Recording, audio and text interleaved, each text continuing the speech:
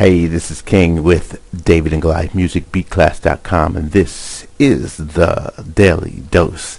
Now today I'm going to take you into part 2 of the Reverb series to teach you a little bit more about how to use Reverb and how to use it professionally.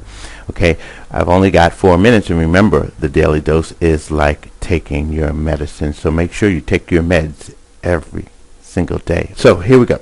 Let's go to the board here. We remember that Reverb was creating or recreating a space, right? Now, we did the diagram with the box.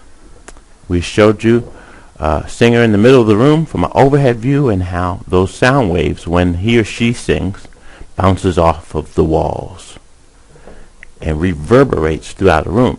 So what we're going to do is learn a couple other terms that describe how reverbs work. Now this works with any reverb. It doesn't really matter whether you use FL Studio, Pro Tools, or Cubase. It doesn't matter. Okay, so I want to show you what low cut is, and it's not a haircut, by the way. It's not it's not what I got. All right.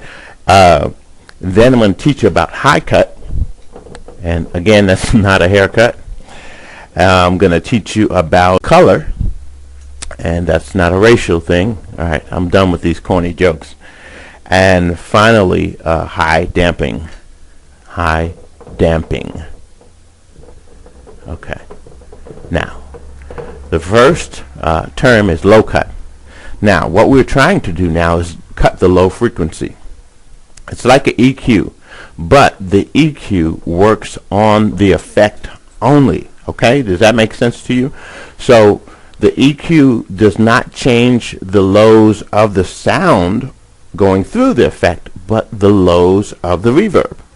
So if you have that room like I showed you, and you have those waves bouncing off the walls, that low cut will cut some of the lower frequency of those echoes or of those reverbs or those reverberations, right? So knowing that, we now know what high cut is. High cut is the same thing. So in other words, when you're creating music professionally, you don't always have to change the EQ of the sound. You can change the EQ of the sound effect, which makes for a whole world of new music. Let's say that you have a cymbal crash, and that crash goes through a reverb, and you want it to be brighter, right? So you might want to bring down that low cut.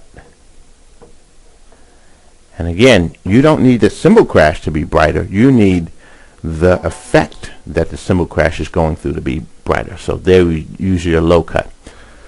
Okay, now on that same principle, if you wanted to have more of a booming bottom to the reverb, okay, you would probably reduce that high cut.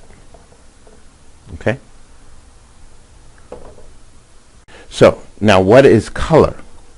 All right, color is a vague term because color can mean a lot of different things. Usually color will have something to do with the warmth of the room, right, or the brightness of the room. It's similar to the lower high cut, but color can make that room sound like a warm room, such as, let's say that room was a cathedral, and you made it really a big room. And so the echoes, again, are going to move slowly through that room, right? They're going to take a long time to pass through that room. So color, if you wanted to brighten that up, okay, you would increase the color. Make it darker, decrease it. Okay, so we're learning a lot. What is the definition of high damping? Now, high damping it's the gradual, over time, reduction of the high frequencies of that effect, right? So over time, it will gradually decay the high frequencies down to low. Got it? That's what high damping is. Okay, so these are today's terms that have to do with reverb. Low cut, high cut, color, high damping. On the next Daily Dose, we'll learn a little bit more about reverb, how to apply them in the FL Studio environment and many other environments. All right? Remember, this is the Daily Dose, and it's just like musical medicine, so make sure you take your meds every day. I'm King, David and Goliath Music, beatclass.com.